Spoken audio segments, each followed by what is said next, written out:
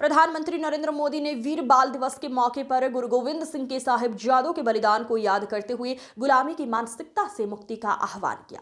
PM Modi ने कहा कि देश अब अपने नायकों के शौर्य को सम्मान दे रहा है। उन्होंने जैन जेड और जैन अल्फा को विकसित भारत का आधार बताते हुए आत्मनिर्भरता और राष्ट्रहित में योगदान का संदेश दिया। प्रधानमंत्री नरेंद्र मोदी ने वीर बाल दिवस के मौके पर राजधानी दिल्ली के भारत मंडपम में आयोजित कार्यक्रम में भाग लिया। वीर बाल दिवस गुरु गोविंद सिंह के साहिबजादों जोरावर सिंह और बाबा फतेह सिंह के अद्वितीय बलिदान को याद करने के लिए समर्पित है। 9 जनवरी 2022 को गुरु गोविंद सिंह के प्रकाश पर्व के अवसर पर पीएम मोदी ने घोषणा की थी कि हर वर्ष 26 दिसंबर को वीर बाल दिवस के रूप में मनाया जाएगा। जीता ना आऊंगा,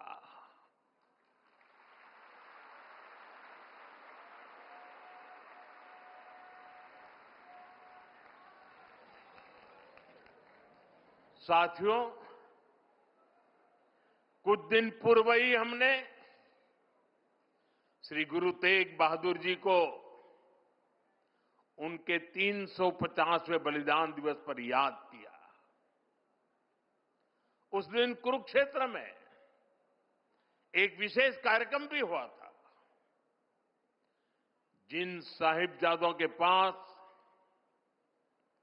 श्री गुरु तेग बहादुर जी के बलिदान की प्रेरणा हो, वो मुगल अत्याचारों से डर जाएंगे, ये सोचना ही गलत था। साथियों, माता गुजरी, श्री गुरु गोविंद सिंह जी और चारों साहिबजादों की वीरता और आदर्श आज भी हर भारतीय को ताकत देते हैं, हमारे लिए प्रेरणा है। साहिबजादों के बलिदान की गाथा देश में जन जन की जुबान पर होनी चाहिए थी, लेकिन दुर्भाग्य से आजादी के बाद भी देश में गुलामी की मानसिकता हावी रही। जिस गुलामी की मानसिकता का बीज अंग्रेज राजनेता मैकाले ने 1835 में बोया था,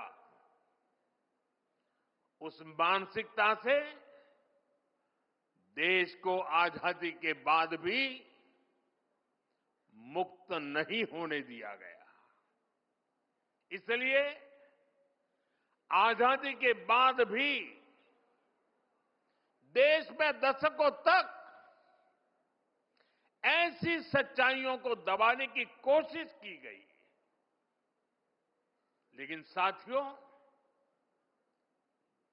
अब भारत ने तय किया है कि गुलामी की मानसिकता से मुक्ति पानी ही होगी। अब हम भारतीयों के बलिदान,